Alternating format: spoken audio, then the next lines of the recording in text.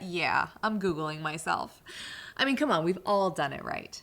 But the question is, when you do it, do you see thousands of results or do you hear the proverbial crickets chirping? Chances are you want some kind of presence online. So let's talk about how to get you out of the gate and get you started. Life is crazy. I mean, who has time to keep up with all the latest in social networking? I'm Carley Knobloch, and if you stick with me, I'll show you all the tech tools you need to get socially connected. Okay, first things first, let's start with your why. Do you want to share what you love, connect with friends, or strengthen your business network? Having a social presence online is kind of like being the star of your own show. It can be anything you want it to be. But whatever your reason, there is a platform to suit your needs. For instance, I love cooking and eating and pretty much anything that has to do with food. So I love to write about recipes that I've tried, or restaurants I've eaten at, or new uses for rutabagas. What? There are some? A blog is a great place to share all that information. It's kind of like a journal for anything you want to say to the world. It only takes a couple minutes to set up. I promise you don't have to be a nerd to figure it out. And programs like Blogger.com or WordPress.com are completely free. Once you're all set up, just start typing. Each entry is called a post. And chances are, if you like reading your posts, other people will as well. And they are your audience. See, I told you it was like being in your own show. Now, I'm just a home cook, but if cooking were my business and I was a caterer, it would be even more important for me to have a blog. Writing about events that I'd done or posting mouth-watering pictures of food that I had made would be a really cool way to entice customers. Oh, and search engines love blogs, so you'd be surprised who can find you if you just put yourself out there.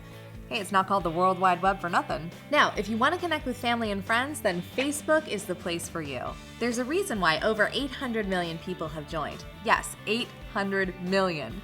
It's easy to set up, it's fun to use, and warning, it's a little addictive, but you'd be surprised who you can connect with. Talk about blasts from the past. I just friended a guy who I haven't seen since kindergarten. Wow, he looks good. And you keep everyone up to date using status updates. You can tell everyone about something great that just happened to you, or ask their advice. You can also share photos, videos, or websites that you love. Your friends are doing the same thing, and you'll see their status updates in the ever-current news feed. There you can leave a comment on something that they've shared, or just hit the like button, which is Facebook's shorthand for "that's cool." If short and sweet is your thing, then you might want to check out Twitter. Twitter is like speed sharing. You only get 140 characters to write or tweet a funny observation, a quote that you love, or a link to something you think is cool on the web.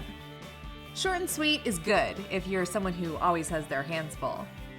Now, it can't all be about hobbies and friends. I mean, sometimes mama's got to work. So when it comes to my professional life, the network I want to be on is LinkedIn.